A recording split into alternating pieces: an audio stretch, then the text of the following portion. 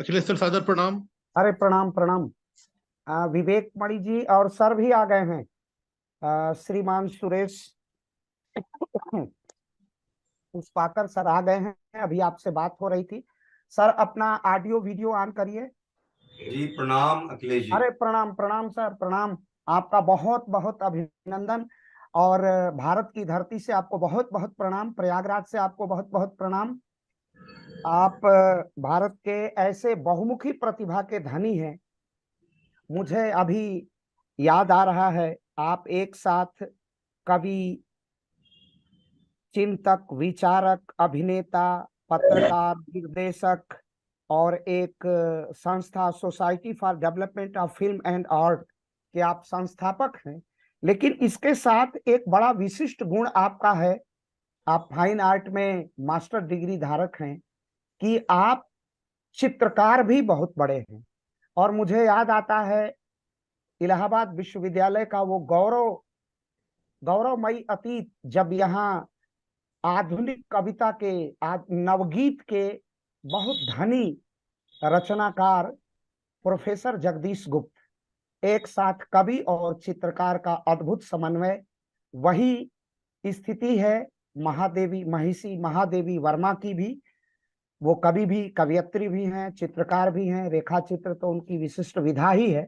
लेकिन ये बहुत साहित्यकारों में, अभिनेताओं में, और आपका तो मैं क्या कहूं। और आप बिल्कुल प्रयागराज से सटे जनपद प्रतापगढ़ से आते हैं।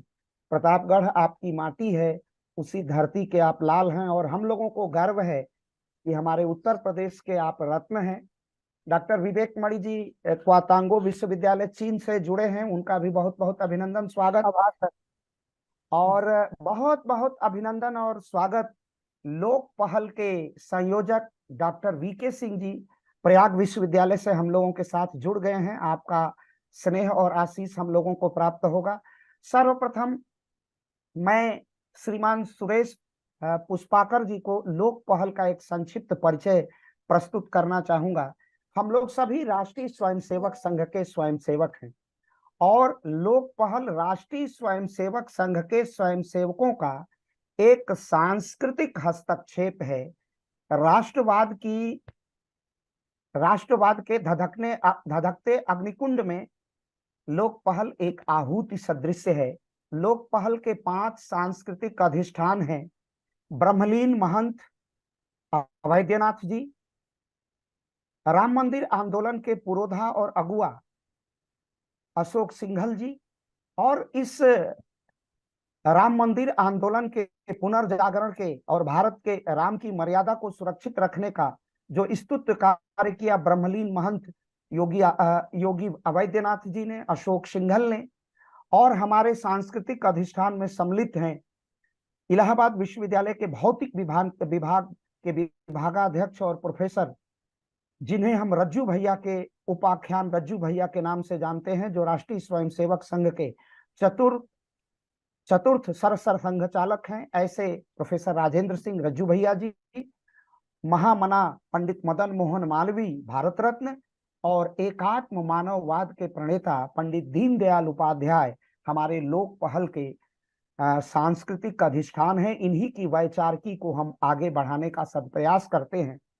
और लोक पहल का एकमेव लक्ष्य उत्तर प्रदेश के यशस्वी मुख्यमंत्री योगी आदित्यनाथ जी की नीतियों का प्रचार प्रसार करना, उसे जन जन तक लेके जाना और लोक समस्याओं को जनता की ओर अभिमुख करना लोक पहल का श्रेय प्रेय और पाथेय है। लोक पहल का लक्ष्य है कि समाज के अंतिम व्यक्ति तक, आखिरी सोपान तक, अंत्योदय अंतिम व्यक्ति तक भोजन की थाली और उनके गालों पर लाली, उनके आंखों में चमक प्रतिस्थापित करना, प्रत्येक भारतवासियों को में गर्व की भावना जागृत करना लोक पहल का लक्ष्य है।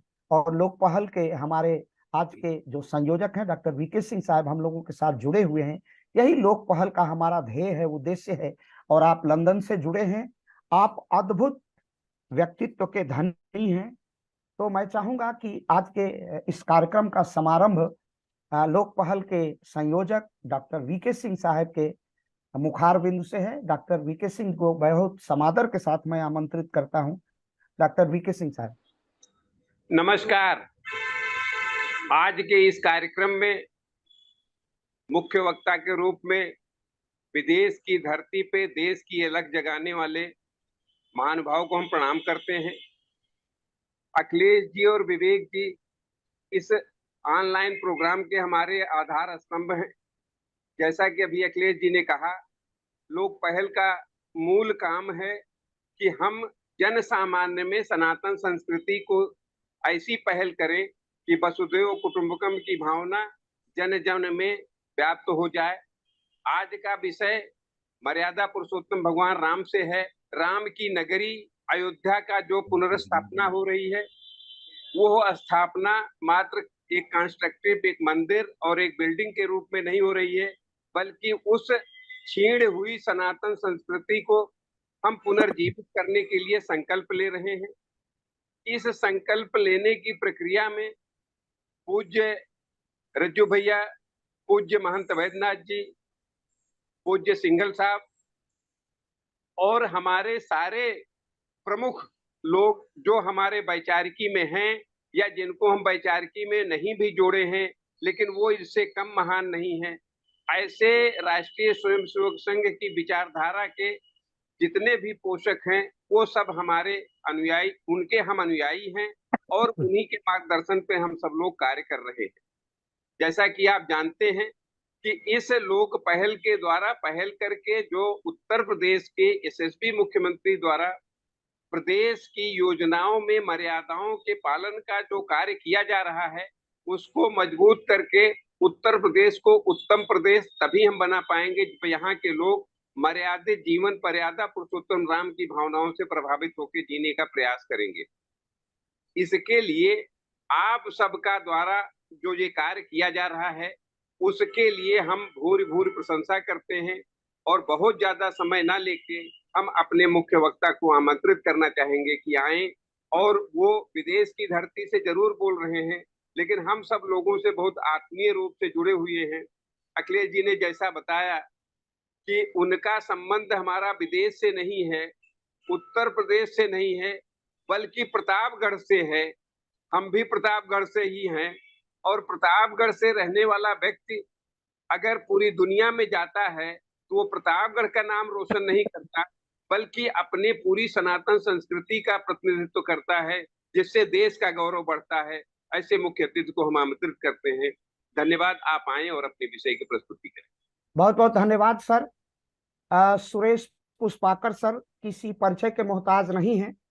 आपने फाइन आर्ट चंडीगढ़ से स्नातकोत्तर की उपाधि प्राप्त की। 1982 में अंधों का हाथी नाटक के सूत्रधार की भूमिका निभाई।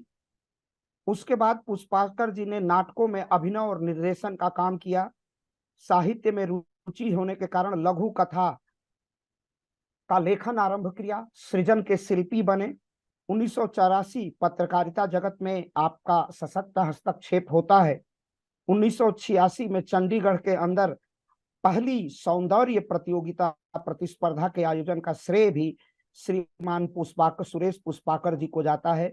1990 में दूरदर्शन के सीरियल में अभिनय किया। 99 में कलाकारों की एक संस्था का निर्माण किया जिसका नाम society for development of film and art रखा गया है।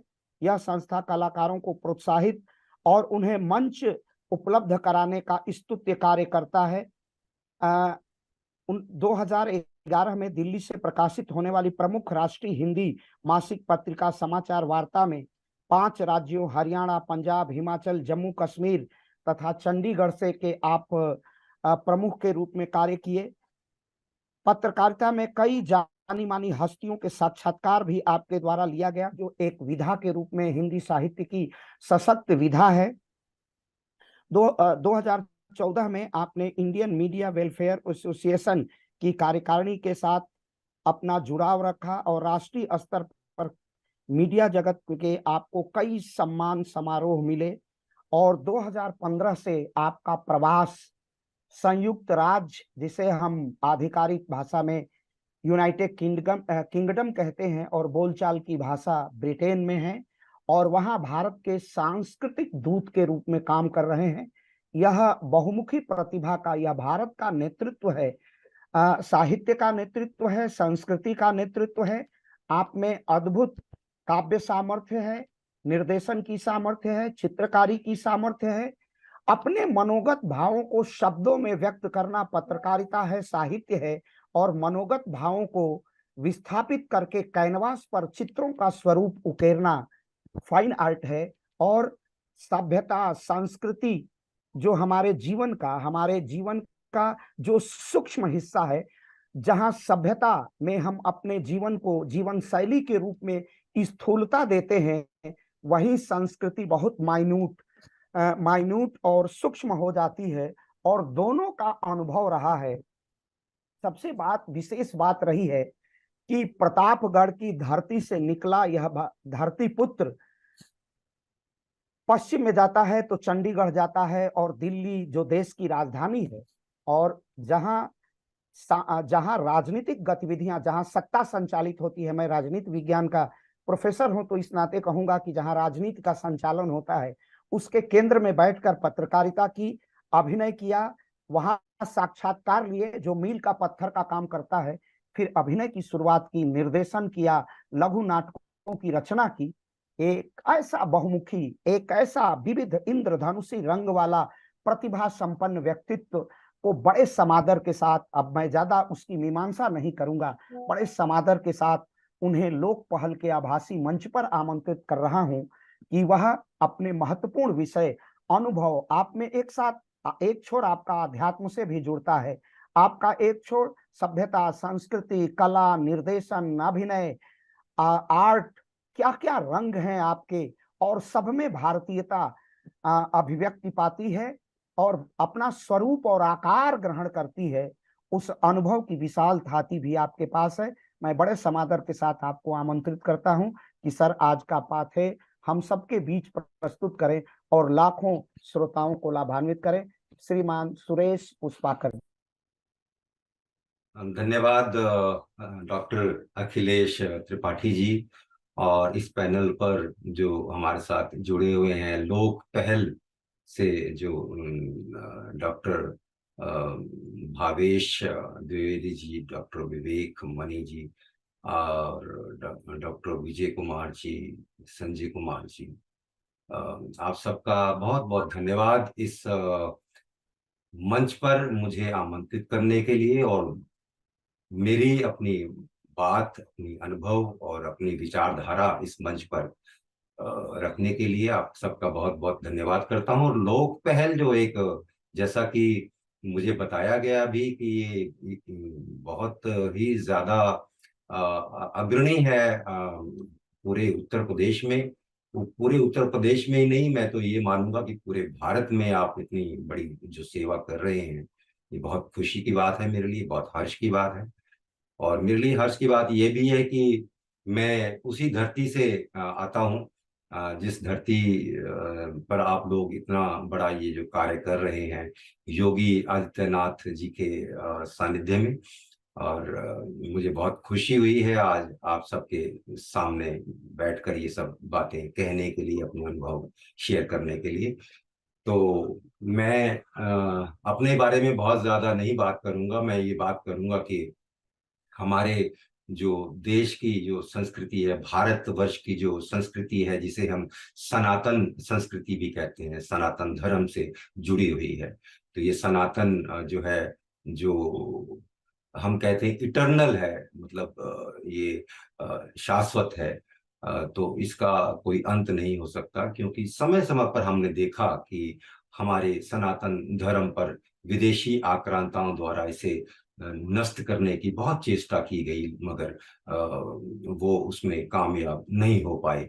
जैसा कि हमने ये भी इतिहास में पढ़ा कि हमारे विश्वविद्यालयों को किस तरह से जलाया गया विदेशी आक्रांताओं द्वारा, और उसके बावजूद भी हम अपनी सभ्यता संस्कृति को लेकर आज भी चल रहे हैं और उसका विस्तार भी कर रहे हैं।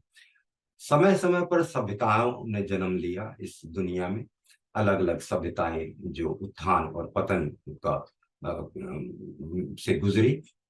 हमारा जो भारतीय सभ्यता और संस्कृति की बात कर रहे हैं पुरातन काल से, ये आज तक जीवित है, ये केवल एक ही सभ्यता है जो हम सनातन धर्म की बात करते हैं। ये केवल एक ही जीवित है, और बाकी सब का हम देखते हैं समय समय पर उनका पतन होता चला गया है। और हम अपनी मूल्यों को, अपने जीवन के जो हमारे मूल्य हैं उन्हें लेकर आज तक चल रहे हैं, और उसका सिर्फ हम खुद नहीं, हम दुनिया भर में इसका विस्तार भी कर रहे हैं। तो इसका जैसे कि हम ये कहें कि हमें जो प्रेरणा मिलती है हमारे प्रभु श्री राम जी से मैं बात करने शुरू करूंगा कि उन्हें मर्यादा पुरुषोत्तम भगवान श्री राम कहा गया है।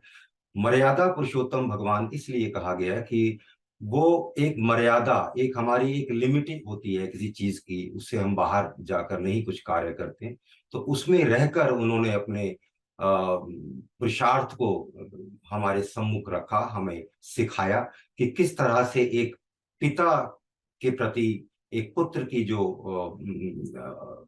ड्यूटी होती है, जो धर्म होता है जिसे हम कहते हैं, वो धर्म निभाया उन्होंने। अपने पत्नी के प्रति जो धर्म निभाया, अपने भाइयों के प्रति जो धर्म निभाया, और अपनी प्रजा के प्रति जो धर्म निभाया उन्होंने, वो सब, और अपने मित्र के प्रति जो धर्म निभाया, हम देखते हैं सुग्रीव के रूप में उनके जो मित्र रहे हैं उनके प्रति भी उन्होंने अपना धर्म निभाया और उनके सहयोग किया उनके हर कार्य में, वो भी हम देखते हैं। तो वहां से हमें बहुत कुछ सीखने को मिलता है। और पापियों का नष्ट करना, नाश करना, पापियों का नाश उन्होंने शायद नहीं सोचा। उन्होंने बहुत मौका दिया कि सिर्फ पाप को ही नष्ट किया जाए, पापियों से जो है पापों से मुक्त किया जाए पापियों को, ये भी उन्होंने चेष्टा की, बहुत समझाने की कोशिश की अपने उस वक्त जो शत्रु थे उनके, रावण के रूप में आए। तो लेकिन वो अगर नहीं वो पापों का उनके नाश कर पाए, तो उन्होंने फिर उन पर युद्ध का ऐलान किया, और फिर जो कुछ परिणाम हुआ वो सबके सम्मुख रहा। तो उन्होंने हमारे सामने ऐसा हमारे सामने वो मूल्य रखा जीवन को जीने का, कि हम आज तक उनसे प्रेरणा लेकर चल रहे हैं, और उनका बहुत हमारे जीवन में जो है बहुत ज्यादा प्रभाव है। जिसे हम कहते हैं सभ्यता, वहां से हमारी संस्कृति निकलती है। संस्कृति जो है हमारे संस्कारों से मिलकर बनती है। तो जो हमारे संस्कार हैं वो हमें प्रभु श्री राम से मिलते हैं। तो वो उन संस्कारों को हम आगे अपने जनरेशन टू जनरेशन, अपने पुत्र में और अपने पौत्रों में, ये सबको देते चले आ रहे हैं आज तक, और आज तक ये हम इसे संजोए हुए हैं और इसका विस्तार भी कर रहे हैं। तो मैं अब ये बात कहूंगा कि कला और संस्कृति दोनों का जो समन्वय है वो किस तरह से, कि हमारे जब हम संस्कृति की बात करते हैं तो कला भी उसी का एक हिस्सा है। तो क्योंकि मैं खुद एक कलाकार हूँ, चित्रकार हूँ, मूर्तिकार भी हूँ, तो मैंने अपने स्नातकोत्तर के डिग्री जो प्राप्त की कला महाविद्यालय चंडीगढ़ से। तो इसके अलावा मेरे लेखन में रुचि रही और अभिनय में रुचि रही, और मैंने अभिनय भी किए, निर्देशन भी किया, और लेखन भी करता रहा हूँ, और लघु कथाएं भी लिखता रहा हूँ। पत्रकारिता में भी मैंने अपना योगदान देने की भरपूर कोशिश की है। ये मेरा अपना व्यक्तिगत अनुभव है, और मुझे खुशी है कि मैं इस मंच पर आपके साथ आज अपने कुछ अनुभव रख पाया, और इसके साथ मैं अपनी विचारधारा भी आपके सम्मुख रखना चाहूंगा।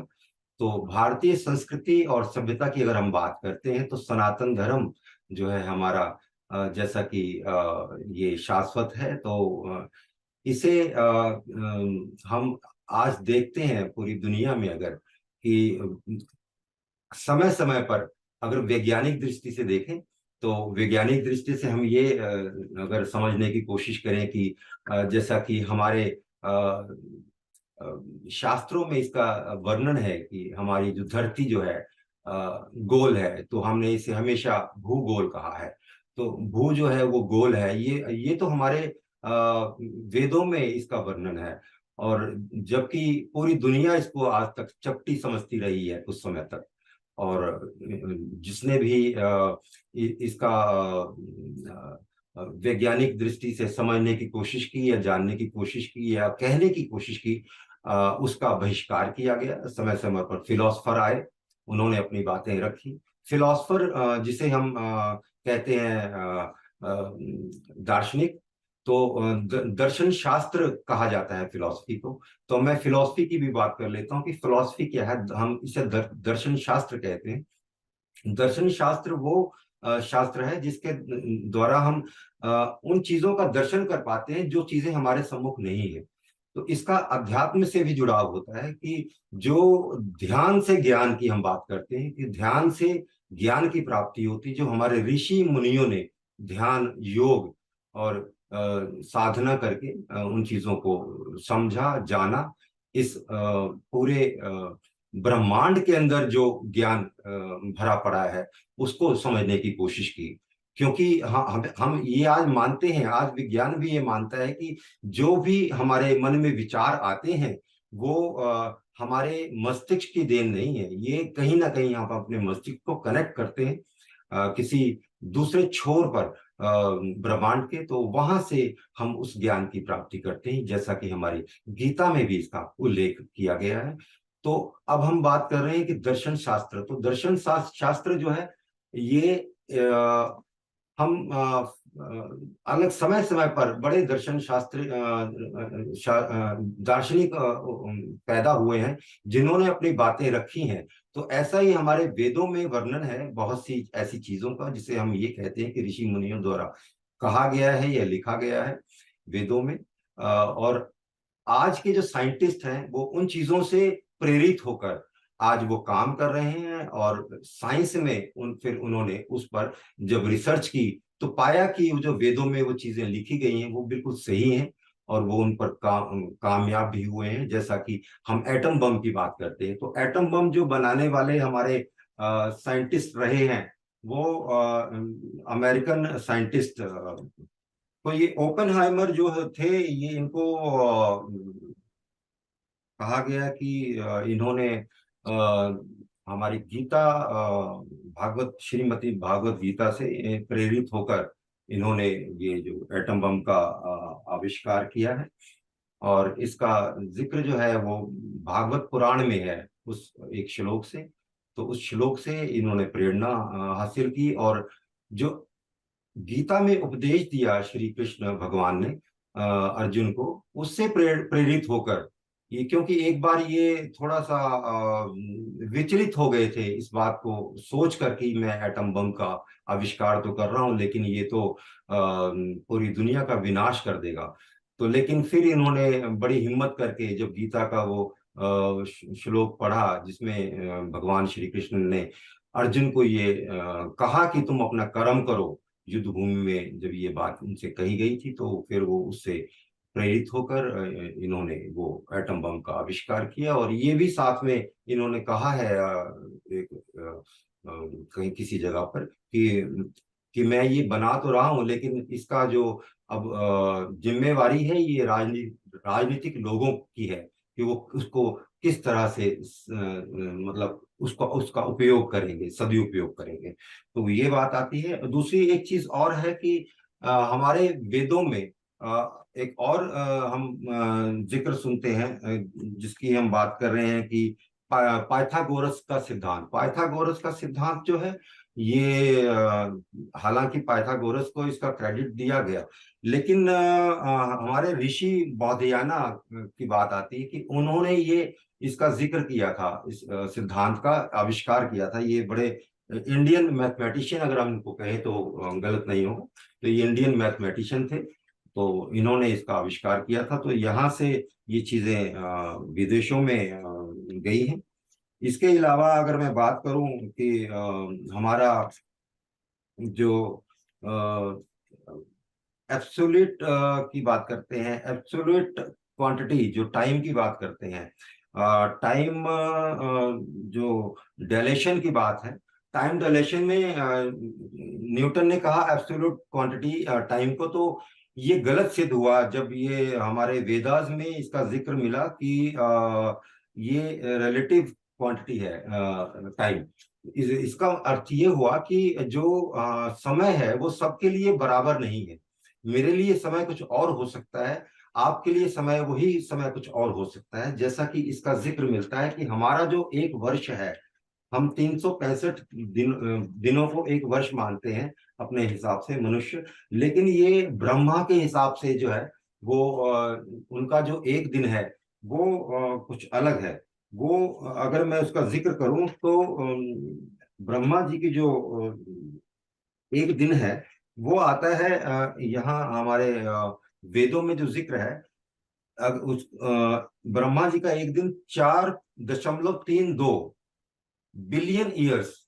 तो ये एक दिन है ब्रह्मा जी का, और ब्रह्मा जी की जो रात्रि है वो 4.32 बिलियन ईयर्स है।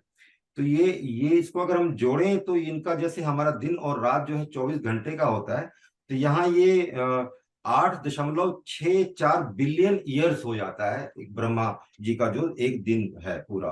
तो इस हिसाब से यहाँ टाइम डिल्यूशन की जो बात हुई है ये डिफर करती है उनकी जो न्यूटन की जो थ्योरी थी एब्सोल्यूट क्वांटिटी वाली। तो यही जो है जो हमारे वेदों में जो जिक्र है इन बातों का, इसको आज साइंटिस्ट जो है वो मानते हैं, साइंस जो है वो मानती है। आज नासा भी इस बात पर रिसर्च कर रहा है कि जो हमारे वेदों में जो बातें लिखी गई हैं उनसे जो प्रेरणा मिलती है उनसे वो प्रेरित होकर साइंस में भी बहुत सारी वो जो आविष्कार जो है उसका वो कर रहे हैं। और इसके अलावा अगर मैं बात करूं, अब ये तो हम ये बात कर रहे हैं कि हमारे सभ्यता संस्कृति में विज्ञान ज्ञान सब भरा पड़ा है। अध्यात्म जो है वो हमारा वो उसकी भी अगर हम बात करें तो वहाँ हमारे जो रीति रिवाज हमारे, वो सब चीजें जो हैं हमारी कोई ना कोई साइंटिफिक उसके पीछे कारण है। जो हवन करते हैं उसका भी एक साइंटिफिक रीजन है। जो हमारे आचार व्यवहार में, जो हमारे दिनचर्या में जो बातें हम अपने संस्कारों में हमने अपने परिवार से प्राप्त की, माता पिता से प्राप्त की, वो भी जो है हम ये मानते हैं कि उसके पीछे भी साइंटिफिक कोई ना कोई कारण रहता है या रहा है। तो इसी के साथ मैं ये भी कहूंगा कि जो हमारे भारतीय सभ्यता और संस्कृति के मूल्यों को हम आगे लेकर जो चल रहे हैं, ये इसमें सत्यता है। इसीलिए हम कहते हैं सत्य सनातन। तो सत्य इसीलिए है क्योंकि हमारे जो सनातन में एक बात ये मानी गई है कि हम रूढ़िवादी नहीं है अपने धर्म को लेकर। क्योंकि हमारे यहाँ वाद विवाद, जिसे हम कहते हैं कि खुला एक मंच रहा है कि हम अपने विचारों को खुले मन से रख सकते हैं। अपने जो हमारे मन के विचार हैं, हम धर्म को लेकर या जीवन शैली को लेकर, वो हम यहाँ रख सकते हैं। क्योंकि कंपैरेटिवली जब हम देखते हैं दूसरे जो धर्म है, या हम उसे पंथ कह सकते हैं, धर्म तो शायद ना कहें तो ज्यादा बेहतर होगा, जो अलग अलग मजहब या पंथ हैं दुनिया में, वो किसी किताब को फॉलो करते हैं। तो वो किताब जो है एक लिमिट है उसकी, तो वो उससे बाहर नहीं जा सकते। उससे बाहर जो भी जाएगा वो उसका बहिष्कार करते हैं। तो ये हमारे यहाँ नहीं है, ये सनातन में नहीं है। सनातन में सबको समाहित किया गया है। तो वो जो सबको साथ लेकर चलने की जो बात है वो सनातन में ही हो सकती है। तो इसीलिए आज जो दुनिया भर में सनातन को समझा जा रहा है और समझकर उसको अडॉप्ट किया जा रहा है, वो इसका मूल कारण है। अगर मैं आपको ये कहूं कि भारत की जो सभ्यता और संस्कृति जो है विदेशों में जो पनप रही, जैसा कि आप जानते हैं कि कई देशों में, भारत के अलावा कई और देशों में भी जो भारतीय मूल के लोग रहते हैं, जैसे मॉरिशस है, सुरीनाम है, फिजी है, इन देशों में बहुत हिंदू मान्यता के लोग अनुयायी रहते हैं और उस सभ्यता संस्कृति को वहां आज भी वो फॉलो करते हैं। और सूरीनाम की अगर मैं बात करूं तो वहां तो भोजपुरी जो है उनकी एक नेशनल लैंग्वेज है। तो इसके अलावा एक हंगरी के अंदर एक शहर बसाया गया। अगर मैं उस शहर की बात करूं तो वहाँ के मूल निवासी रहे हैं वो स्वामी जो है वहाँ के, वो मूल निवासी रहे हैं, जिनका नाम है स्वरम स्वामी। शिवाराम स्वामी जो है ये 1949 में इनका जन्म हुआ बुदापेस्ट में, जो कैपिटल है हंगरी की।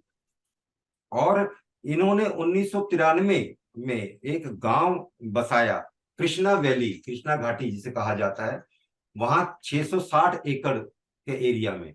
और उस गांव की एक खासियत ये है कि उस गांव में जितने भी लोग हैं वो भारतीय सभ्यता, प्राचीनतम भारतीय सभ्यता संस्कृति को लेकर चल रहे हैं। वहां जो खेती की जाती है वो बैलों के द्वारा, जैसे हम अपने पुराने समय में करते थे, उसी पद्धति को लेकर चल रहे हैं। और वहां वो सोलर के द्वारा, सोलर एनर्जी के द्वारा बिजली का उत्पादन करते हैं। गांव जो है वो उसको, पूरे गांव को बिजली देने के लिए। और इसके अलावा वो वहां गौशालाएं भी हैं। और जो बच्चे वहां पढ़ते हैं स्कूलों में, वो धोती कुर्ता पहनकर आते हैं स्कूलों में और तिलक लगाकर आते हैं। और इसके अलावा जो वैज्ञानिक या आधुनिक शिक्षा जो बच्चे प्राप्त कर रहे हैं, जो वहाँ विद्यार्थी प्राप्त कर रहे हैं, उसके अलावा उन्हें वेदों का भी उन्हें ज्ञान दिया जाता है। ये बड़ी अच्छी बात है उस गांव की।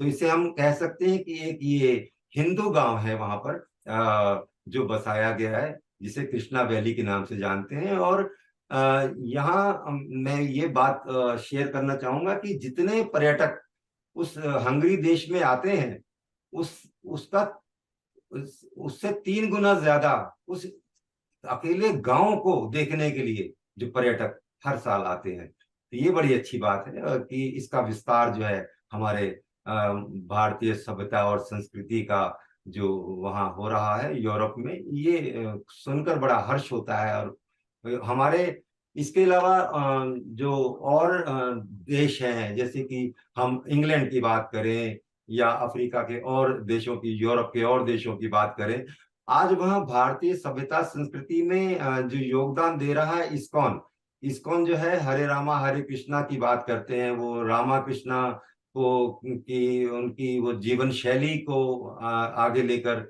चल रहे हैं, बताते हैं कृष्णा, भगवान कृष्ण के बारे में, भगवान श्री राम के बारे में। तो वो उनका बड़ा योगदान रहा है इस्कॉन का इस क्षेत्र में। और मेरा अपना पर्सनल अनुभव रहा है, मैं अफ्रीका भी रहा हूँ, इथोपिया काफी समय। तो वहाँ भी इंडियन एम्बेसी में मैंने कार्यक्रम किए, वहाँ भारतीय सभ्यता संस्कृति को लेकर काफी वहाँ हमने कार्यक्रम किए, कला के क्षेत्र में भी और संस्कृति के क्षेत्र में भी।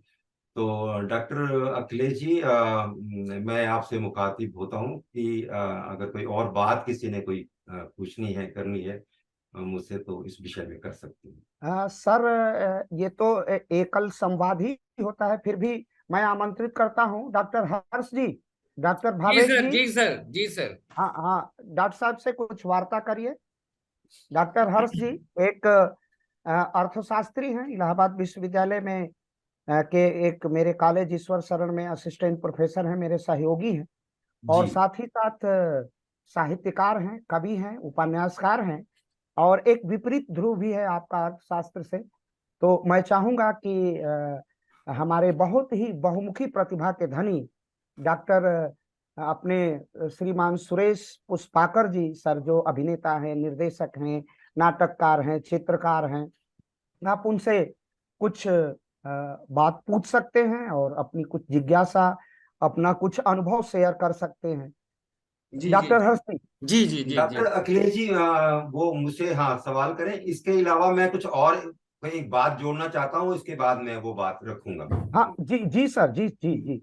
अच्छा, तो मैं अपनी बात रखता हूँ अखिलेश जी। सर रखें आप पहले। हाँ जी जी जी।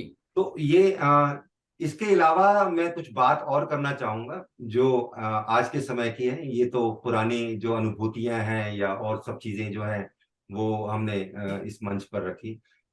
आज सबसे बड़े हर्ष की बात यह है कि कुछ वर्षों में जो बदलाव देखा गया है यहाँ विदेशों में, क्योंकि विदेशी धरती पर मैं अलग अलग समय पर अलग अलग देश में मैंने समय व्यतीत किया है और अपने सभ्यता संस्कृति को वहाँ लेकर हम उसका विस्तार करने की कोशिश करते रहे। तो जब से अब मैं यहाँ, क्योंकि ये बात कहते हुए थोड़ा संकोच कर रहा था कि कोई पॉलिटिकल बात ना हो जाए, लेकिन ये पॉलिटिकल चाहे किसी को लगे या ना लगे, मुझे उससे कोई संकोच नहीं है। सच्चाई है तो ये सच्चाई मैं रखना चाहूंगा। जब से प्रधानमंत्री श्री नरेंद्र दामोदर दास मोदी इस देश पर एक शासक के रूप में आए हैं, तब से हमारे यहाँ बहुत बदलाव हुआ है। हम अगर विदेशी धरती की बात करें, यहाँ की जो मैं मिलता हूँ भारतीय मूल के निवासियों से, तो उनमें बहुत ज्यादा बदलाव इस बात का हुआ है कि वो हम लोग गर्वान्वित महसूस करते हैं यहाँ पर बहुत ज्यादा, क्योंकि इसका हमारे भारतीय सभ्यता और संस्कृति को खुले मन से प्रधानमंत्री मोदी जी ने अलग अलग देशों के अलग अलग मंचों पर अपनी सभ्यता और संस्कृति को खुले मन से कहा है। जबकि इससे पहले के जो हमारे प्रधानमंत्री रहे हैं, उन्होंने कभी खुले मन से सनातन धर्म की बात नहीं कही, हमारे उन मूल्यों की बात कभी नहीं कही है। तो ये खुलकर बात कही गई है और इस बात की बहुत सराहना की जाती है विदेशी धरती पर। और आज हम देखते हैं कि ऐसे ही नहीं कोई प्रधानमंत्री जो है ऑस्ट्रेलिया का कह देता है कि मतलब बॉस कह देता है, मोदी बॉस नहीं कहा उसने।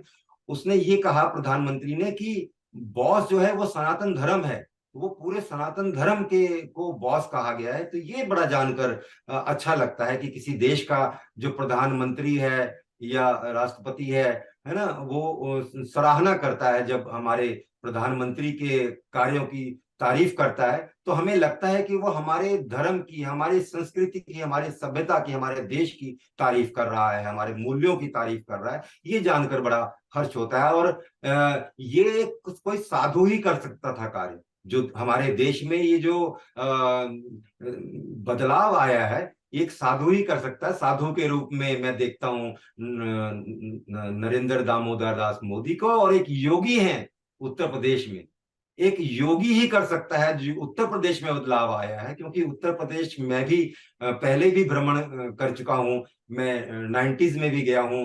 अयोध्या में गया था तब जब रामलला को एक टेंट में रखा गया था, और ये 1994 की बात मैं कर रहा हूं। तो तब वो मैं वहां गया हूं और कोई बात कहने से भी लोग कतराते थे, डरते थे। अगर मैं अपने मन की कोई बात खुलकर कहना चाहता हूं, कोई मन की पीड़ा है उसे कहना चाहता हूं पब्लिकली, तो वहां मुझे रोका गया कि मैं ना कहूं, क्योंकि वहां शासक ऐसे रहे हैं उस समय कि वो उनका भय रहता था कि अगर कुछ कहेंगे तो ये बात जो है ये नागवार गुजरेगी उन्हें। लेकिन आज ये एक वो जो बदलाव आया है वो भय मन से निकला है शायद उत्तर प्रदेश के। मैं ये देखता हूं खुलकर लोग अपने मन की बात कहते हैं, अपने धर्म की बात अपने समाज में अपने रखते हैं, और अपने मूल्यों की बात खुलकर कह सकते हैं। ये मैंने बदलाव जो देखा है डॉक्टर अखिलेश जी, ये बहुत अच्छा लगता है। मैं बिल्कुल आपकी इसी बात से कुछ अपने अनुभव और कुछ अपनी बात और कुछ जिज्ञासाएं जरूर आपके सामने रखना चाहूंगा।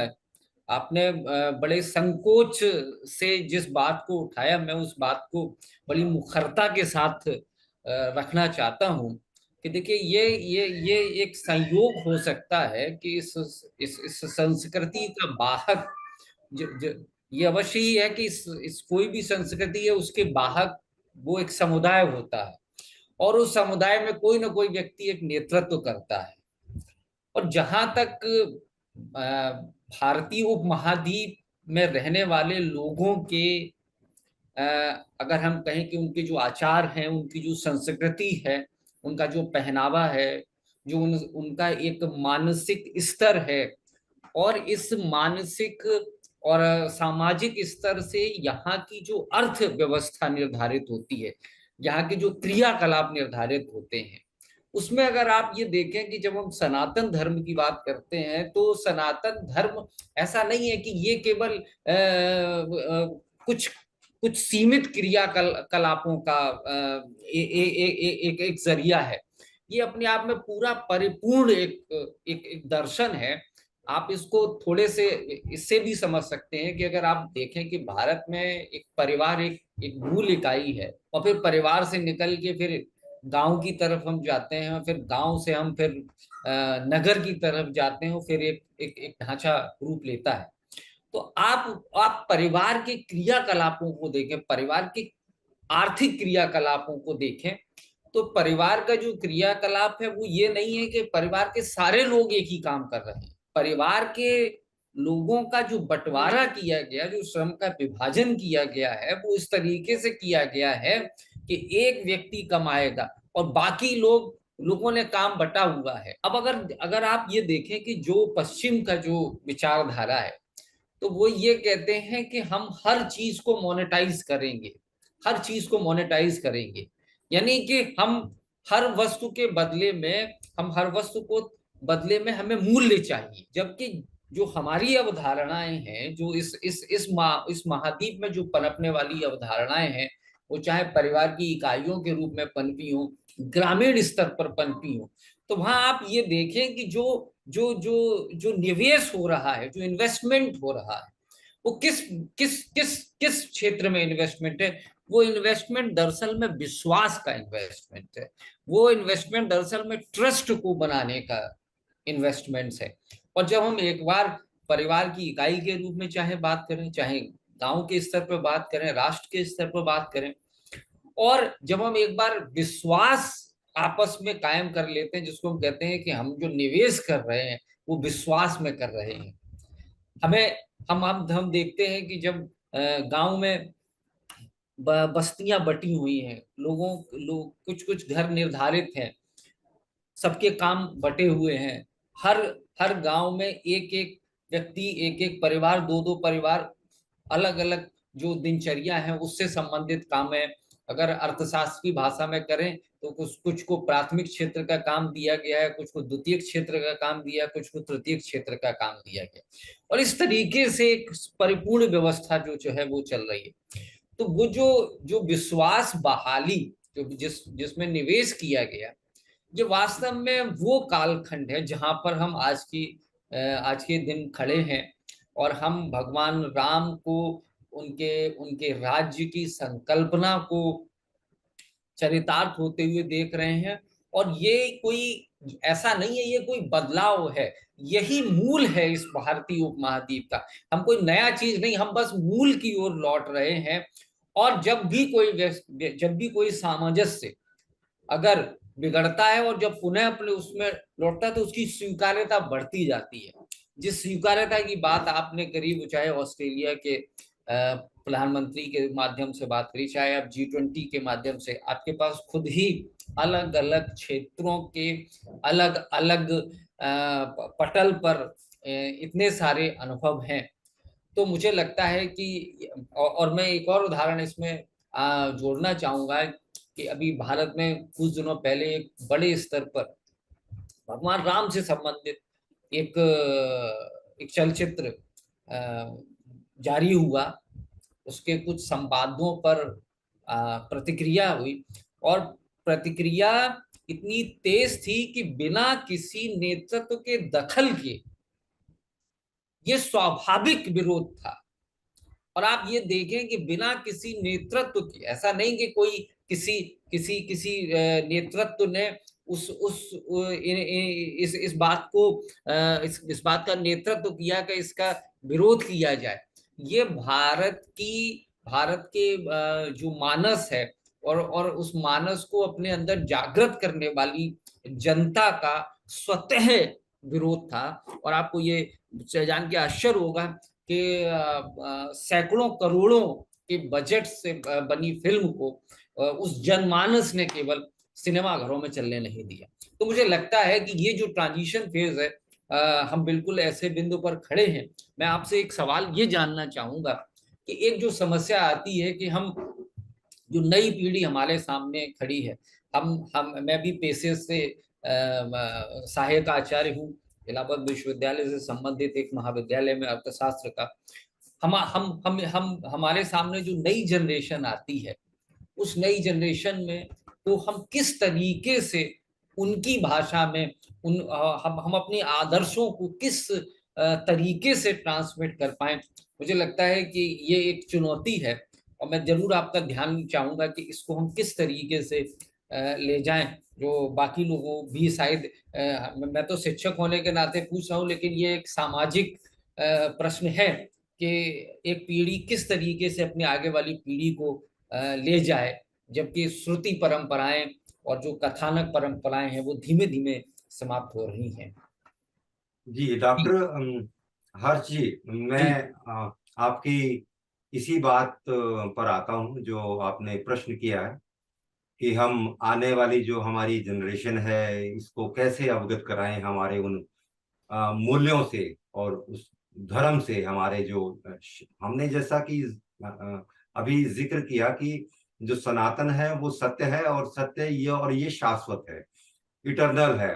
तो ये कभी जो है इसका अंत नहीं हो सकता। तो कहने का तात्पर्य ये है कि हम कुछ समय के लिए भले ही विचलित हो जाएं, लेकिन हम आएंगे सत्य पर ही। तो वो सत्य पर ही आना होगा। तो हमारी आने वाली पीढ़ी है, हम अपने वेदों से उन्हें अवगत कराएं। उन वेदों में वो सब जो चीजें हैं उससे हम थोड़ा शायद उतना अवगत नहीं रहे हैं पिछले कुछ समय, कुछ कालखंड में। जैसे कि हमारे भारत धरती पर विदेशी आक्रांताओं ने, जैसा कि हमने जिक्र किया कि वो समय समय पर आकर उन्होंने नष्ट करने की, समूल नाश करने की जो चेष्टा की है सनातन धर्म की, उसी के कारण और हमें फिर बहकाया गया, हमारे इतिहास को तोड़ा मरोड़ा गया वामपंथियों द्वारा। तो ये वामपंथी विचारधारा जो है, ये जो हमारे युवा पीढ़ी है उसमें बहुत ज्यादा ये अपने विचारधारा को पनपने की पूरी वो पनपाने की पूरी कोशिश करते हैं समय समय पर। तो हमारी जो ड्यूटी है, हमारा जो धर्म बनता है अभी, वो हमारी आने वाली जनरेशन को हम अगर अपने वेदों से, अपने इन मूल्यों से अवगत कराएं, तो शायद वो उस बात को समझेंगे और उनको लेकर चलेंगे। मैं अपना अनुभव बताता हूं कि हमारे परिवार में मेरा भतीजा जो है वो उसकी हमने उन्हें जो संस्कार दिए, उसे हमने यही चीजें समझाई कि जो वेद है हमारे, उसमें सब कुछ है। साइंस की जो बातें आज जो साइंटिस्ट रिसर्च कर रहे हैं वो वेदों को पढ़कर कर रहे हैं। तो उसको उसने जब समझा, पढ़ा, तब उसको ये बात समझ में आई, और आज वो हमसे ज्यादा उस बात को मानता है और हमसे ज्यादा सनातनी है वो, हम ये कहेंगे। तो ये कहने का तात्पर्य ये हुआ हर चीज की हम आने वाली पीढ़ी को अवगत कराएं।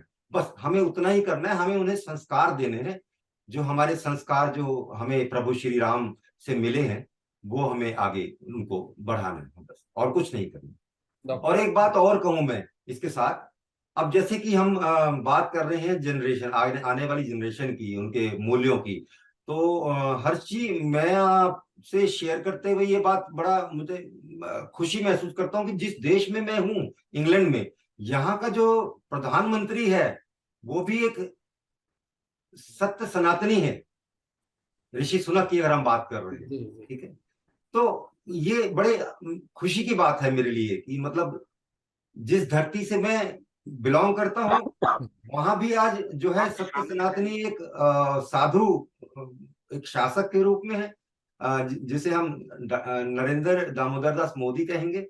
और जिस धरती पर मेरा जन्म हुआ है, मेरी जन्मभूमि उत्तर प्रदेश, वहां एक योगी है जो वहां शासन में है। और इन चीजों को एक साधु, एक योगी, यही मिलकर आगे बढ़ा सकते हैं, क्योंकि वामपंथी विचारधारा आज तक चलती रही है। हमारे पहले आक्रांता रहे हैं, जब हमारे यहाँ से ये अंग्रेज गए हैं तो अंग्रेजों ने वामपंथियों को सौंप दी पूरी की पूरी जो बागडोर है देश की। तो वामपंथी विचारधारा चलती रही, चाहे वो हमारे पहले प्रधानमंत्री थे, वो वामपंथी ही कहूंगा मैं उन्हें, वो वामपंथी विचारधारा से बहुत ज्यादा प्रेरित रहे हैं, तो वो आज तक वही चलती रही। तो आज हम फिर पुनः हमें जागृत होने की, और मैं ये मानता हूं कि हमारे देश में अब जागृति जो है पैदा हो रही है।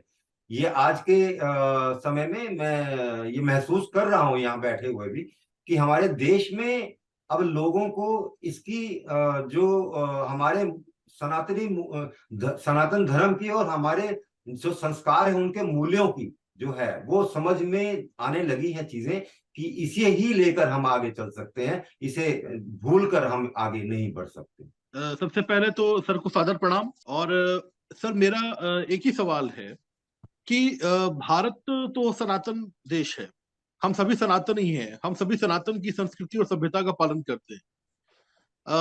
वैश्विक स्तर पर जब हम जाते हैं तो जो जैसे आप इंग्लैंड में हैं, ब्रिटेन में हैं, तो ब्रिटेन की जो शिक्षण संस्थाएं हैं उच्च शिक्षा की, वहां पर जो भारतीय हैं, क्या उनके बीच में भी सनातन संस्कृति का यह रूप चरितार्थ है, हमें देखने को मिलता है, या वो पूरी तरीके से इंग्लैंड के रंग में रंग जाते हैं और अपनी सनातन सभ्यता और संस्कृति को भूल जाते हैं? क्योंकि जब विदेश की धरती पर ये हमें देखने को मिलता है तो हम हमारे अंदर भी स्व प्रेरणा जागती है।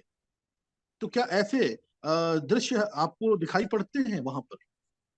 जी डॉक्टर भावेश जी, बिल्कुल आपकी अगर मैं बात का उत्तर दूं, जो आपने प्रश्न किया है, तो ये ना ही सिर्फ इंग्लैंड, मैं बात करूंगा पूरे यूरोप की। पूरे यूरोप में जर्मनी भी इसमें एक देश है जहां पर हमारे जो भागवत गीता के श्लोक हैं वो स्कूलों में पढ़ाए जाते हैं, संस्कृत पढ़ाई जाती है। और यहाँ तक कि जैसा कि अभी मैंने जिक्र किया वहाँ मतलब इसके अलावा फ्रांस है, फ्रांस में भी कई ऐसे स्कूल हैं जहाँ पर हमारे वेदों के जो मंत्र हैं उनका वहाँ पर उच्चारण किया जाता है प्रेयर के अंदर। और यहाँ हमारे इंग्लैंड में भी कुछ ऐसे स्कूल हैं जहाँ पर गायत्री मंत्र का उच्चारण किया जाता है स्टूडेंट्स के द्वारा। तो जहां जहां भी अवसर मिलता है, मेरे जैसे और जो हमारे सत्य सनातनी हैं जो इन चीजों को लेकर आगे चलना चाहते हैं, जहां भी जितना भी प्रयत्न करते हैं हम पूरा, और जहां हम सफल हो जाते हैं, वही हमारा एक जो है हम कह सकते हैं कि हमने सफलता प्राप्त की है। क्योंकि विद्या के क्षेत्र में जहाँ की जो एक गवर्नमेंट है उसके अपने रूल्स हैं, रेगुलेशंस हैं, लेकिन उनको मतलब हमें बहुत संघर्ष करना पड़ता है इन चीजों को आगे लेकर आने में और रखने में। तो वो संघर्ष में ही हैं हम लोग, और वो संघर्ष जारी है। जी सर, धन्यवाद सर। सभी को सादर चरण स्पर्श, सादर प्रणाम सर अखिलेश सर और सुरेश सर को सादर प्रणाम। एक बड़ी सुंदर चर्चा मैं तब से सुन रहा था, थोड़ा मैं रास्ते में आ रहा था इस वजह से जुड़ नहीं पाया, तो इसकी वजह से मैं माफी चाहूंगा। मेरी भी एक जिज्ञासा है इसी क्रम में भावेश भैया से जुड़ी हुई। दरअसल जब भी हम अपने विश्वविद्यालय की दुनिया में साहित्य के क्षेत्र में भक्ति काल को पढ़ाते हैं तो उसमें सगुण भक्ति धारा के अंतर्गत जो है वो कृष्ण भक्ति में गौड़ीय संप्रदाय जो है इस्कॉन के रूप में पूरे दुनिया में लगभग फैला हुआ है। तो मुझे बस केवल मेरी जिज्ञासा यही थी कि क्या राम भक्ति का भी कुछ ऐसा रूप जो है वो यूरोपियन मतलब यूरोपियन कल्चर में कुछ इस तरह से है, या फिर वो जो एक लोक रक्षक और लोक रंजक वाला जो भेद है राम और कृष्ण के स्वरूप में, क्या वो लोकप्रियता का मतलब कोई एक कारण है कि भाई कृष्ण ज्यादा लोकप्रिय हैं या राम की लोकप्रियता कृष्ण के बरक्स वैसी नहीं है? तो मैं जानना चाह रहा था कि क्या स्थिति है मतलब वहां पर। डॉक्टर ऋषि जी, अगर मैं आपकी प्रश्न का उत्तर दूं तो उसमें राम और कृष्ण को हम अलग तो कर ही नहीं सकते, दोनों ही विष्णु अवतार हैं। 7वें अवतार के रूप में हम देखते हैं श्री राम जी को, और 9वें अवतार के रूप में हम देखते हैं कृष्ण जी को। तो वैसे भी इस्कॉन जो है वो हरे रामा हरे कृष्णा के मंत्र को लेकर चलता है, तो वहां राम और कृष्ण को कभी अलग किया ही नहीं जा सकता, ना ही वो किया गया है। तो ये हम अगर बात कहें कि राम की भक्ति या कृष्ण की भक्ति अलग है, तो वो अलग मेरे मेरे दृष्टिकोण में तो नहीं शायद। और नहीं, दूसरी मैं चीज, यूरोप के ही संदर्भ में माफी चाहूंगा, मैं आपको बीच में रोक, मैं यूरोप के संदर्भ में मैं पूछ रहा था कि यूरोप में क्या, वहां पर स्थिति कैसी है, मतलब क्या कुछ अंतर है, बस वही मैं जानना चाह रहा था। जी मैंने जैसा कि ऋषि जी शायद वो अभी चर्चा हम ये कर रहे थे, शायद आप उस चर्चा में सम्मिलित ना हो, तो बात यहाँ हो रही थी वेदों की। हम वेदों में जो हमारे मंत्रास हैं, हम उनकी बात करते हैं। जो जो सत्य सनातन है, हम उसकी बात करते हैं। तो सत्य सनातन की अगर हम बात करते हैं तो उसको क्योंकि झुठलाया नहीं जा सकता, सत्य को तो कोई झुठला नहीं सकता ना, सत्य तो सत्य ही रहेगा। तो उसको, उसकी स्वीकार्यता जो है वो बढ़ रही है।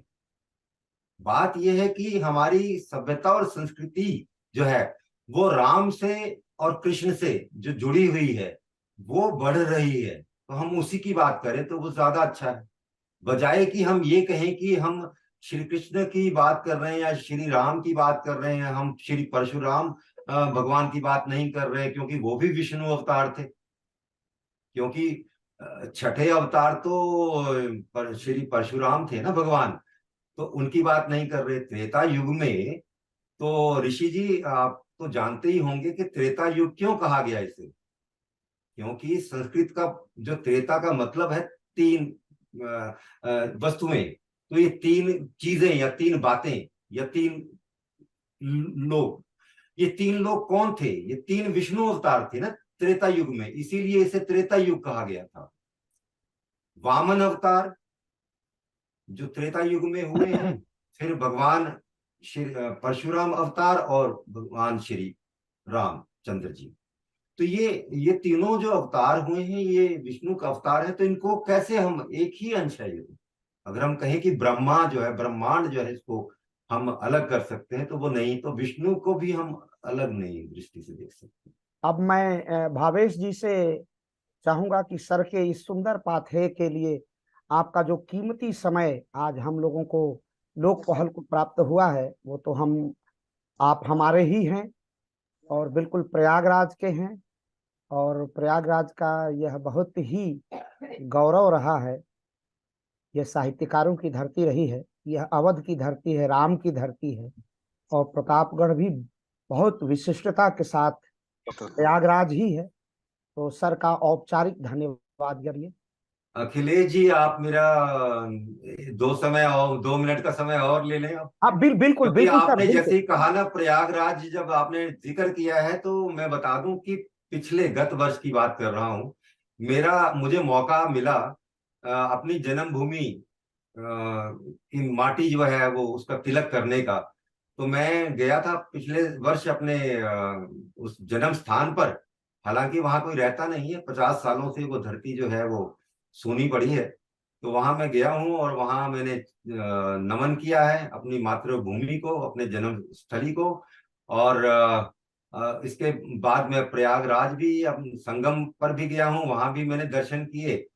और सबसे जो मुझे खुशी की बात है वो काशी के जब दर्शन करने गया हूँ। जो मोदी जी वहां से सांसद हैं और उन्होंने जो कायाकल्प कर दिया है ना, वही मैं जिक्र किए बिना रह नहीं पा रहा हूँ। जो कायाकल्प कर दिया है काशी का उन्होंने, तो वो जब मैं दर्शन के लिए गया हूँ काशी विश्वनाथ, तो वो सब देखकर मैं अचंभित रह गया हूँ सच में। ये मैं जिक्र करना चाह रहा था। जी डॉक्टर भावेश जी। धन्यवाद अखिलेश सर। सबसे पहले तो लोक पहल के द्वारा जो यह परिचर्चा आयोजित की जा रही है लगातार, उसमें आज की यह परिचर्चा बहुत बहुत महत्वपूर्ण रही, क्योंकि एक अंतर्राष्ट्रीय ख्याति प्राप्त और बहुमुखी प्रतिभा के धनी आदरणीय श्री सुरेश पुष्पाकर जी का हमें पाथेय प्राप्त हुआ। आप कवि भी हैं, आप लेखक भी हैं, आप पत्रकार भी हैं, आप निर्देशक भी हैं, और सबसे बड़ी बात कि वह देश, जिस देश से भारत का एक ऐसा संबंध रहा 200 वर्षों तक, जिसमें कुछ जिसके बारे में कुछ कहना कम शब्दों में संभव नहीं है, उस देश की धरती पर society of development of film and art को क्या आप संस्थापक हैं, तो आपका पाथेय प्राप्त होना निस्संदेह रूप से आज हम सभी का एक बहुत सौभाग्य वाला दिन रहा है कि हम आपको सुन पा रहे हैं, आपसे हम ऑनलाइन माध्यम से जुड़े हुए हैं। अब आपने आपके पाथेय के एक शब्द को हम सभी बड़े ध्यान से सुन रहे थे, और उसमें जो आपने प्रारंभ किया कि सनातन संस्कृति अक्षुण्ण है, तो आपके मुंह से यह बात सुनकर प्रत्येक भारतीय गौरवान्वित महसूस करेगा, क्योंकि लंदन में बैठकर एक भारतीय, एक सनातनी के द्वारा सनातन संस्कृति के अक्षुण्ण होने की बात कहना, भारतीयों के लिए इससे सुंदर कोई और शब्द नहीं हो सकता। और हर भारतीय का, हर सनातनी का जो आदर्श है मर्यादा पुरुषोत्तम श्री राम, उनके विषय को जिस प्रकार से आपने प्रारंभ किया और आपने कहा कि प्रत्येक भारतीय के वो आदर्श हैं और उनकी मर्यादा हमारे जीवन जीने का मूल्य है, यह हम सभी लोगों के लिए वह अमृत शब्द है जिसको हम सब अपने जीवन में सुनना चाहते हैं।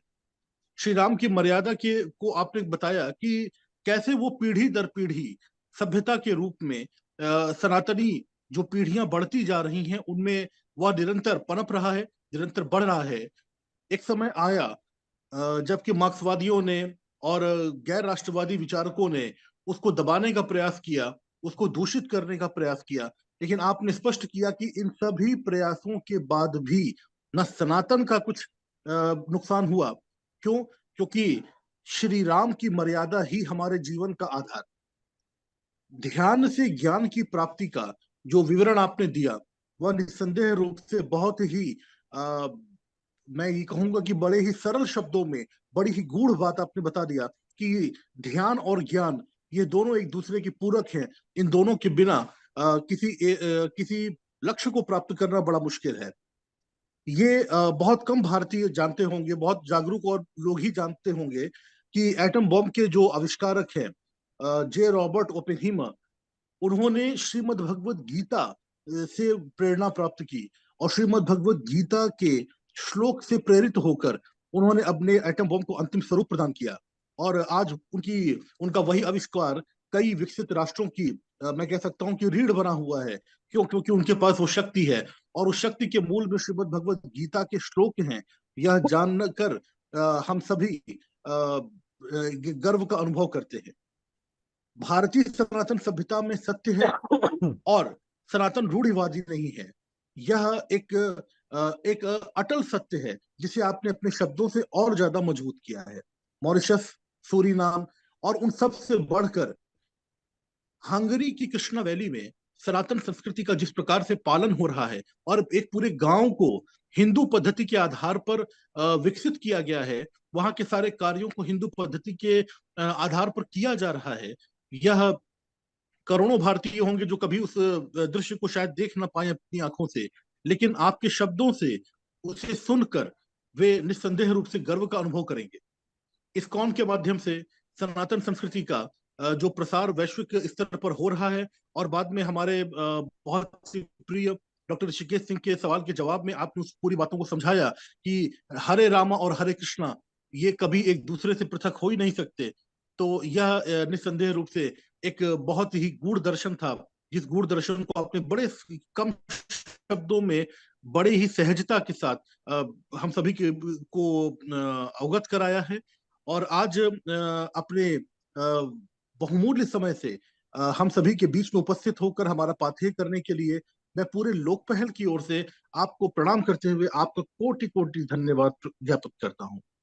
इस पूरी परिचर्चा को मैं अपनी उपस्थिति को बनाए रखने के लिए मैं अपने मार्गदर्शक मंडल के सदस्य आदरणीय डॉक्टर वीके सिंह सर का, प्रोफेसर आलोक चौहान सर का, प्रोफेसर संतोष सिंह सर का, अर्थशास्त्री हमारे बड़े अग्रज हैं डॉक्टर हर्षमणि सिंह सर का, हमारे प्रिय डॉक्टर ऋषिकेश जी का, सनी कुमार का, और हमारे जो तकनीकी सहायिका हैं कनिष्का जी उनका, और सबसे प्रमुख जो नाम है डॉक्टर अखिलेश त्रिपाठी सर का, उनके लिए शब्द बहुत कम पड़ते हैं, क्योंकि कैसा भी समय हो, कैसी भी परिस्थितियां हो, लेकिन उनका जो ऊर्जापूर्ण संचालन है, उनके जो शब्द हैं, वो हम सभी को प्रेरित करते हैं। तो मैं उनको भी बहुत बहुत धन्यवाद कहता हूँ। लोग पहल में जो लोग हमारे साथ ऑनलाइन जुड़े हैं, और वो हजारों लोग देख रहे हैं यूट्यूब के माध्यम से, फेसबुक के माध्यम से, मैं आप सभी को बहुत बहुत धन्यवाद देता हूँ। धन्यवाद सर। बहुत बहुत आभार, धन्यवाद इस सुंदर धन्यवाद ज्ञापन के लिए। बहुत ही सुंदर बात है, सूक्ष्म और सरल, आपका स्वभाव सरल है, आप सहज हैं, बहुत ही सहज हैं। आप में सहजता वही है जो महादेव की सहजता है, मर्यादा वही है जो भगवान राम की है, और विचारों का जो उत्कर्ष है वही कृष्ण है। कृष्ण तो विवेक के परिचायक हैं, और भारतीय सनातन परंपरा के 3 मौलिक आधार हैं। राम जो मर्यादा पुरुषोत्तम है, कृष्ण जो विवेक और उत्कर्ष का प्रतीक है, और शंकर जो संहारक रूप है। जब विकृतियां बढ़ती हैं तो संहार करना पड़ता है। सृजन का स्वरूप है, सृजन का स्वरूप है भगवान राम। और विवेक वह जागृत विवेक, जीवंत स्थिति जिसमें युद्ध भी और शांति दोनों समय और दर्शन के साथ, पूरे वैभव और भव्यता के साथ भारत को मार्गदर्शन करने वाले ऐसे योगेश्वर कृष्ण।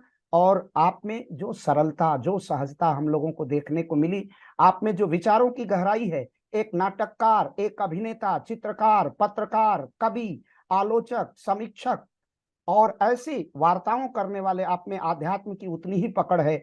आप शिव के दरबार में भी मत्था टेकते हैं और शिवत्व भी आप में है। राम की मर्यादा तो आपका, आप अवध के पुत्र हैं तो राम तो आपको स्वाभाविक प्रिय हैं, और ब्रज के कान्हा भी आपको उतना ही आकर्षित करते हैं। और ये तीनों शक्तियां विश्व को वैभव देती हैं, विश्व को शांति देती हैं। और विश्व के 2 ही मार्ग हैं दुनिया में। एक पूंजीवाद का मार्ग था जो अपनी अंतिम सांसें गिन रहा है, जिसमें केवल आकंठ भौतिकतावाद है। तो इसकान फल फूल रहा है यूरोप में और शांति की तलाश कर रहा है। एक दूसरा मार्ग था जो दूसरा मार्ग था वह साम्यवाद का था। तो 1989-90 में साम्यवाद का लौह आवरण ध्वस्त हो गया, और तीसरा मार्ग बचता है, वो सनातन का मार्ग है, वो भारत का मार्ग है, जिसका यशोगान, जिसका प्रचार प्रसार संयुक्त राज्य की धरती से, यूनाइटेड किंगडम की धरती से हमारे मनीषी, आप में स्वयं एक वैराग्य है। आपने कहा कि 2 ऋषि, 2 वैरागी, 2 संत भारत का नेतृत्व कर रहे हैं, नरेंद्र दामोदर दास मोदी और पूज्य योगी आदित्यनाथ जी। एक साथ जब वैराग्य और एक साथ त्याग जब सम्मिलित हो जाता है तो वही तो सनातन है, वही तो संस्कृति है, वही हमारी जीवन शैली है। यह हमें देखने को मिलता है। मैं यही कहूंगा कि जब बसंत आता है तो प्रकृति मुस्कुराती है, और जब संत आता है तो संस्कृति मुस्कुराती है। ऐसे ही संत आए हैं योगी आदित्यनाथ जी, ऐसे ही राजनीति के संत हैं नरेंद्र दामोदर दास मोदी। हमारी संस्कृति पूरे भारत, पूरे विश्व में मुस्कुरा रही है। और विवेकानंद जी ने कहा था, कम खाना प्रकृति है, अधिक खाना विकृति है, और भूखे को भोजन देना भारत की संस्कृति है। और यही संस्कृति आज वैश्विक हो रही है। योग आयुर्वेद वैश्विक हो रहा है, गायत्री के मंत्र वैश्विक हो रहे हैं, त्र्यंबक मंत्र, महामृत्युंजय मंत्र वैश्विक हो रहा है। और उसके साधक मनीषी, तपस्वी, और लंदन में बैठ करके उस भौतिकवादी संस्कृति के बीच एक सनातन का ध्वजवाहक श्रीमान सुरेश पुष्पाकर जी को बहुत बहुत प्रणाम, बहुत बहुत आभार।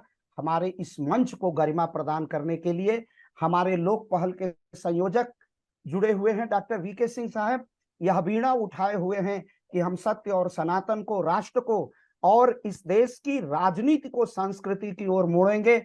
उनका भी बहुत बहुत धन्यवाद। उनका पाथेय हमेशा हम लोगों के लिए ऊर्जा का कारण होता है, और हम तो पूज्य योगी आदित्यनाथ जी की नीतियों के लिए ही दृढ़ संकल्प लिए हैं। न हम भी एक त्याग और वैराग्य कर रहे हैं, न हमें पद की लालसा है, न हमें पैसे की लालसा है। हमें सनातन का प्रचार करना है और इसी उद्देश्य से एक ऋषि तुल्य व्यक्तित्व को आज लोक पहल के आभासी मंच पर आमंत्रित करके लोक पहल स्वयं धन्य हो गया है। सर आपको बहुत बहुत प्रणाम। बहुत बहुत धन्यवाद डॉक्टर अखिलेश त्रिपाठी जी और लोक पहल के सभी जो कार्यकर्ता, संयोजक और संचालक सभी को मेरा बहुत बहुत धन्यवाद। डॉक्टर हर्ष जी आपका भी बहुत बहुत धन्यवाद। सभी जो हमारे साथ इस वक्त इस मंच पर जुड़े रहे और जो जो दर्शक हमें सुन रहे हैं अथवा देख रहे हैं उन सब का भी बहुत बहुत धन्यवाद। लोक पहल को मेरा हमेशा एक कामना मेरी रहेगी कि ये जो जिस तरह से जन सेवा में लगा हुआ है ये लोक पहल अपने क्षेत्र में जहां मेरे योगदान की कहीं जरूरत हो बेहिचक मुझे आवाज देना, मैं हाजिर हो जाऊंगा। जी सर, धन्यवाद। इसके लिए लोक पहल सदैव आपका आभारी रहेगा। बहुत बहुत आत्मीय आभार। और लोक पहल आप ही का है। मैं चाहूंगा कि एक दो उद्बोधन आप और लंदन से दें ताकि लोक पहल को और लोक रंजक बनाया जा सके, जनता तक पहुंचाया जा सके, आपके विचारों का प्रचार प्रसार कर सके। सर बहुत बहुत आभार। कनिष्का जी का बहुत बहुत आभार इस आभासी मंच को सजाने के लिए। इस लोक पहल के मीडिया क्षेत्र को प्रमुखता के साथ स्थापित करने वाले लोक पहल के स्तंभकार और बहुत ही मनीषी डॉक्टर आलोक चौहान सर का हम आभार करते हैं। काशी हिंदू विश्वविद्यालय से लोक पहल के बहुत ही विशिष्ट हमारे कर्णधार डॉक्टर संतोष सिंह का हम आभार अभिनंदन करते हैं। और पूर्वांचल विश्वविद्यालय में प्रबंधन के प्रोफेसर और लोक पहल के बहुत ही उद्दीमान नक्षत्र डॉक्टर अवनीश पार्थिकर सर का भी हम बहुत बहुत आभार व्यक्त करते हैं, धन्यवाद करते हैं। और इसी के साथ लोक पहल के अध्यक्ष के रूप में डॉक्टर बाबूलाल आर्या जी का भी बहुत बहुत अभिनंदन करते हैं। लोक पहल के समस्त श्रोताओं को लोक पहल में डॉक्टर भावेश जी का, डॉक्टर हर्ष जी का, डॉक्टर ऋषिकेश सिंह का और हमारे संयोजक, हमारे मार्गदर्शक, हमारे अगुआ डॉक्टर विजय कुमार सिंह जी को, जो राष्ट्रीय स्वयंसेवक संघ के एक बहुत ही महत्वपूर्ण आनुषंगिक संगठन है स्वदेशी जागरण मंच, उसके क्षेत्रीय विचार प्रमुख है जिसमें पूरा आधा उत्तर प्रदेश आता है, ऐसे डॉक्टर विजय सिंह को बहुत बहुत आभार।